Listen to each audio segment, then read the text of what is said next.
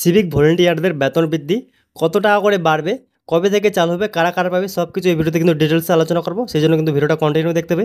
কেটে কেটে দেখলে কিন্তু কিছুই বোঝা যাবে না, ঠিক আছে। রাজ্য সরকারি কর্মীদেরও কিন্তু বেতন বৃদ্ধি হবে, একটা কিন্তু বড় আপডেট রয়েছে, ঠিক আছে। কী আপডেট রয়েছে সব কিছু ডিটেলসে আমি ভিডিওতে স্টেপ বাই স্টেপ আলোচনা করেছি, সেই জন্য ভিডিও কিন্তু কন্টিনিউ দেখবে, ঠিক আছে। তারপর কিন্তু সবাই কমেন্ট করবে, ঠিক আছে। তবে দেখানো কী বলা আছে, সিভিক ভলেন্টিয়ার, পশ্চিমবঙ্গের সিভিক ভলেন্টিয়ারদের বেতন বৃদ্ধি কত টাকা বেতন বাড়লো, কবে থেকে কার্যকর হবে দেখে নেবো আমরা এই ভিডিওতেই, ঠিক আছে। দেখে নাও কী বলা আছে এখানে। রাজ্যের সিভিক ভলেন্টিয়ারদের জন্য দারুণ সুখবর, ভিলেজ সিভিক ভলেন্টিয়ারদের ফের বেতন 1000 টাকা করে কিন্তু বাড়ছে, ঠিক আছে। এর আগে চলতি বছরের বাজেটে রাজ্যের অর্থমন্ত্রী সিভিক ভলেন্টিয়ারদের 1000 টাকা বেতন বৃদ্ধির ঘোষণা করেন। আগে তাদের বেতন ছিল 9000 টাকা, এরপর বেড়ে হয় 10,000 টাকা, ঠিক আছে। আগে কিন্তু 9000 টাকা ছিল, তারপর বেড়ে কিন্তু 1000 টাকা বাড়ে কিন্তু তারপর 10,000 হয়েছিল, ঠিক আছে। কিন্তু এবার আরও 1000 টাকা কিন্তু বেসিক পে হিসেবে কিন্তু বাড়াচ্ছে, ঠিক আছে। এরপর থেকে 11,000 টাকা করে তারা কিন্তু বেতন পাবে সিভিক ভলেন্টিয়াররা, ঠিক আছে। কত করে বেতন হবে এরপরে, 11,000 টাকা করে হয়ে যাবে, ঠিক আছে। 1000 টাকা কিন্তু বাড়ার কথা আছে, কবে বাড়বে সেটা ফেরত শেষে বলে দেবো। Civic volunteer salary hike in West Bengal, কোন মাস থেকে বেতন বাড়ছে সেটা একটু আমরা এখন দেখে নেব। দেখে নাও কী বলা আছে এখানে।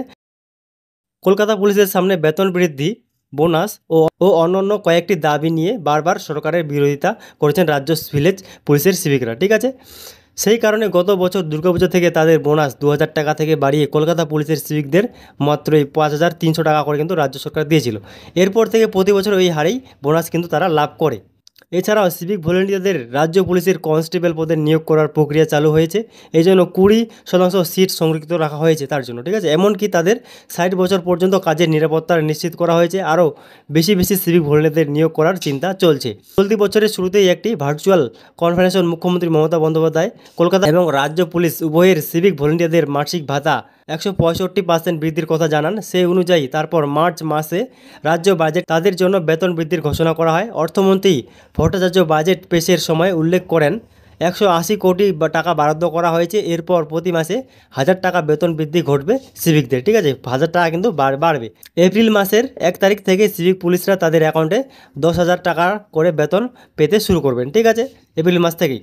তারপর কি বলেছে না, কাদের বেতন বাড়ছে দেখো, কারা কারা কারা এই বেশি বেতনটা পাবে সেটা একটু বলে দিচ্ছি এখনই। সম্প্রতি গত সোমবার নবান্নের তরফে অফিসিয়াল বিজ্ঞপ্তি জারি করে সিভিক ভলেন্টিয়ারদের আরও একবার বেতন বৃদ্ধি করা হয়েছে। এই সব কর্মীদের বিজ্ঞপ্তি অনুযায়ী দৈনিক মজুরি বাড়াতে যার ফলে তাদের মাসিক বেতন প্রায় 1000 টাকা বৃদ্ধি ঘটবে বলে দেখা যাচ্ছে।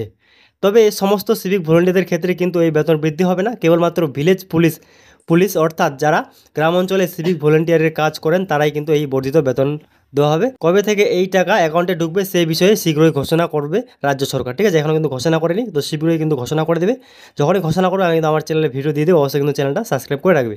রাজ্য সরকারি কর্মীদেরও কিন্তু বেতন বৃদ্ধি হবে, দেখে নাও সেখানে সেই বিষয়ে কী বলা হয়েছে। এদিকে সিভিক ভলেন্টিয়ারদের মতো রাজ্য সরকারি কর্মীদেরও কিন্তু বেতন বেড়তে চলেছে বছরের এপ্রিল থেকে।